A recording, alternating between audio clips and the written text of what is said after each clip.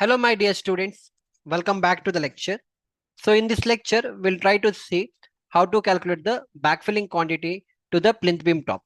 So, what I'm actually trying to tell, see, you had casted the plinth beam, isn't it? This concrete quantity we have found. Now, you have to do the backfilling of this, right? Because previously, if you remember, we had done the backfilling up to this level, that is on the natural ground level. Then we casted the plinth beam. So, once all the plinth beam has been casted, you're supposed to do the backfilling here also, right? So I'll show you the image. See what we do. We bring in the this thing, the backhoe, and then with the help of this, we'll do the backfilling, right? So you can see, and finally, this is how it looks. You can see, we'll do the backfilling, then we'll do the consolidation and all. That is actually taught in my construction methodology course. Now we need to check, or now we need to calculate how much amount of soil is going back into this area. Okay, it's very simple. How can you do that? It's very simple. I'll explain here itself. I need to take this distance, right? This distance, that is outer of this beam to outer of this beam. In the same way, outer of this beam to outer of this beam. So this will give me the length and this will give me the breadth. And I want the cubic meter, no, because it is backfilling cubic meter. And I want the depth of this, right? So what is the depth? Whatever is your beam depth, that itself is your depth, because this was my natural ground level. So I casted a 300 mm, or let us say 350 mm beam. So if the depth of my beam is 350, the depth of the backfilling also 350. Very simple. Okay, so just what you have to do, you need to get this length, breadth, and you multiply this by the depth. You're going to get the backfilling quantity. Okay, this much is clear. Concept is clear. We'll go to the drawing now. In the drawing, I already have taken, this is your plinth beam layout. It's a ground floor or a plinth beam layout. So what you need to do, all these are your area. Okay, see, this is your area and this is a quantity what I want. I want to find this quantity. Okay, this quantity. In the same way, I want to find this a quantity, in the sense this area I want to find. In the same way, this area I want to find. Okay, this much is clear. Now there are a lot of slabs, isn't it? You can call this as a kind of a slab, or let's say this area. There are a lot of slabs, something like that.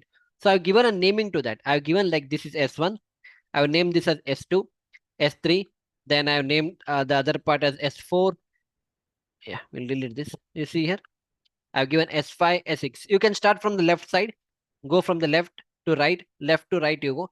This is S4, S5, S6, then S7. In that way, there are altogether S19. Okay, because one I had missed here. Actually, this should have been S1, S2, S3. This should have been S4, but I missed it. So that is why I given this as S19. Okay, altogether there are S19 slabs or S19 compartment, I can say. Now, my intention is to get the length. I'll get the length of this. I'll explain you for one. Okay, this length I want. I mean, this area I want to find. If I want to find this area, what should I do? I need to get in the length of this portion, isn't it? So I'll take the length. So from here, I'll measure. From here to here, I'll measure the length. It is 4000 mm. Okay. And also from here, outer of the beam to the outer of the beam, you're supposed to take. And this beam outer. I think I took little more. Wait.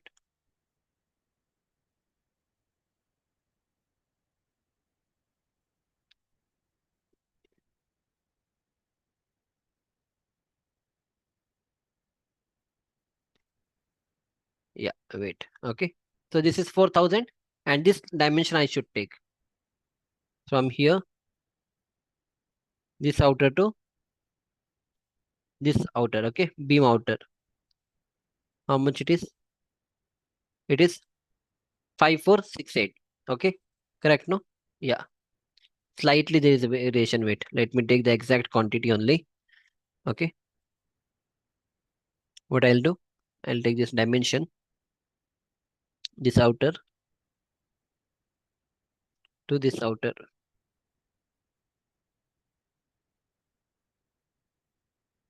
Okay. Fine. How much it is?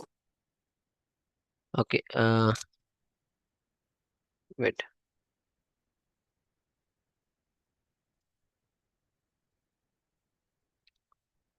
It will start from here, no? Yeah. From here. Okay. From here to this part. Let me check. So it is 5,500. This is 5,000. Yeah, I took it correctly. 5,500. And this is 4 meter. So in the Excel sheet, I'll input here. So 5,000, 5.5. Okay. And this is 4 meter. So length I've input and width I've input. Okay. Depth I'll come later. So S1 is done. I'll take S2 also. So again, go back to the S2. So where is my S2? This is my S2 quantity. Again, I took this length. See, this is outer to outer, which is 1,800. And also I want from this outer to this outer I want here. So it is 4,900. Let me verify that.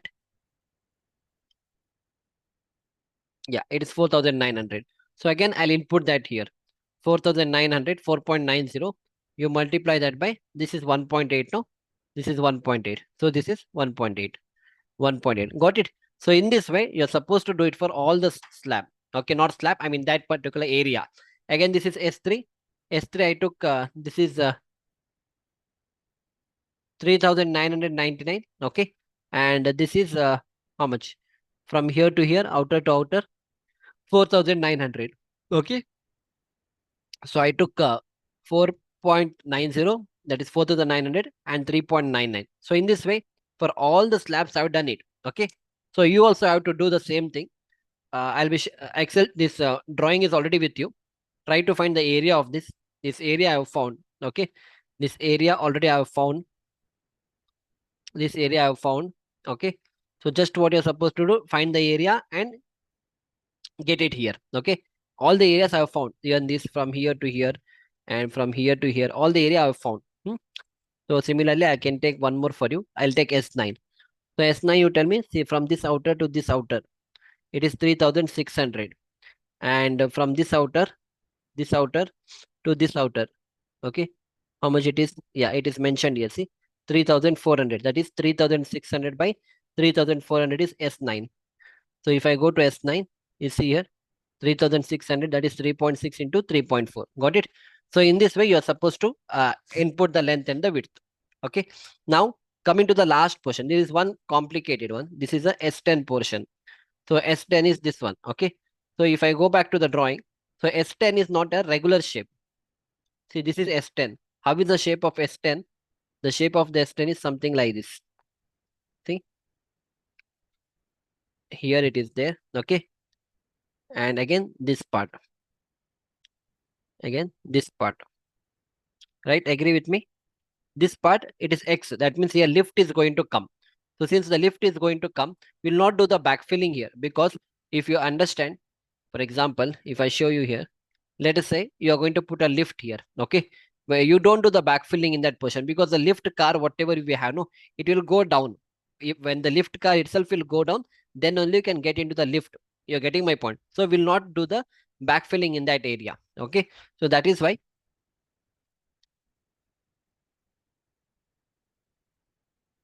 Yeah. That is why what I need to do, I need to find the area of this. So I'll apply a simple trick. The trick is that I'll find the area of this complete thing first. That is, this is 3 meter. From here to here, it is 3 meter. And from here to here, it is 7,052. Okay. So this area I'll find. So just tell me what is the area. So 3, that is 7.05. Okay. 052 into 3 meter. So try to do it manually and tell me how much is the area you're getting. 7.052 into 3. I'm getting 21.156. Okay. This is square meter. Okay.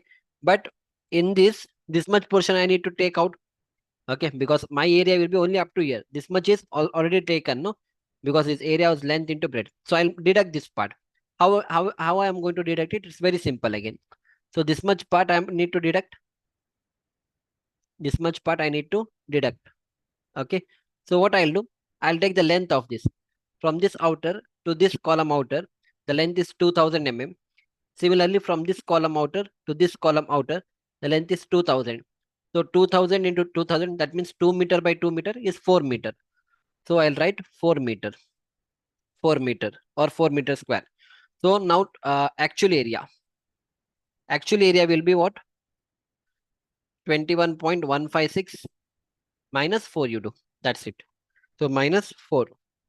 I'm getting 17.5. 156. How much I'm getting? 17.156. 17.156. This is the actual area what I have. Okay. So I'll directly input this here in the Excel sheet. Where is this? This part, no? So this part I can directly input here, the area part. Okay. So what I can do is I'll do this 17.156. Okay. And this portion I'll make it as 1 because it's one and the same. Because the formula what we have put is length into breadth into depth. Okay. So already area I have put here. That is why I'm putting 1 here. Otherwise, you're getting my point, no?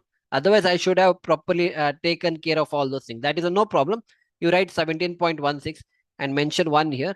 And then you can even right click here and write new note. In that you write 17.16 equal to area after deduction. Okay, area after deduction for which slab it is? It is S10. Okay, right? S10 slab. And then you can write refer drawing plinth beam layout.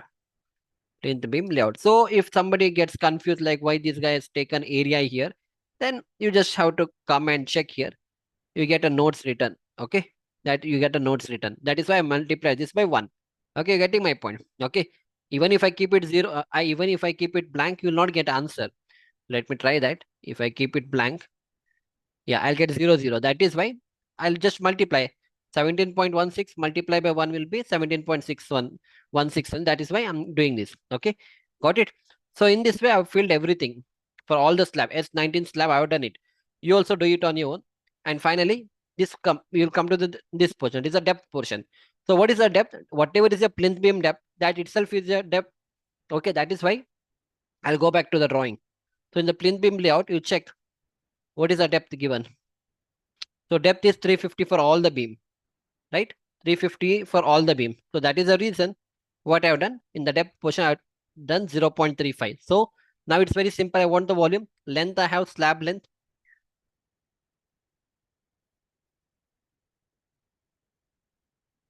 Yeah. The slab length I have. The slab length I have.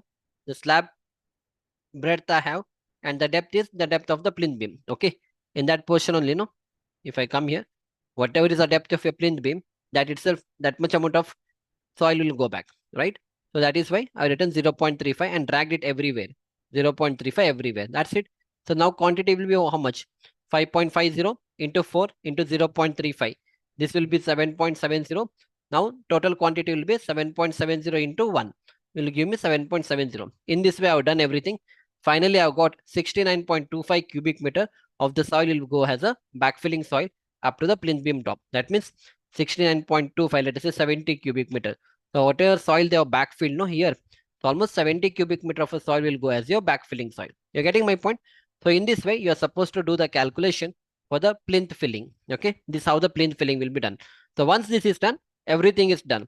Now again, you need to calculate the concrete height, height of the column, after that beam and after the slab. In this way, we'll proceed further, right? So I hope you have enjoyed my lecture up to here. You got an idea how it has to be done. And also sometime what will happen, no? You'll have a slab here. So sometime what people put grade slab, it's called as grade slab. Usually, if it is a small house and all, no, we do a kind of a bed concrete. We put a bed concrete and there itself you'll start the laying of the tiles and all. Or sometimes you'll do the proper compaction like this. And after this, you'll put the cement mortar, okay? And you put your tiles or granite here. Few people do put a bed concrete here. So bed concrete, whenever they put, it's again same calculation. I'll not do that. I'll just tell you how it has to be done. Again, you know the area, this length, you know, this breadth, you know. You just need to know what is the thickness of the concrete you are going to put. If the thickness is 150 of the concrete, what you're supposed to do? Simple. Okay. What is supposed to do? Nothing. Just come back to the Excel sheet. Everything you have to copy.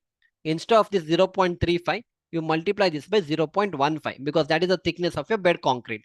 Okay. That is how you're supposed to find the concrete quantity there. Okay. That is how it is. Yeah.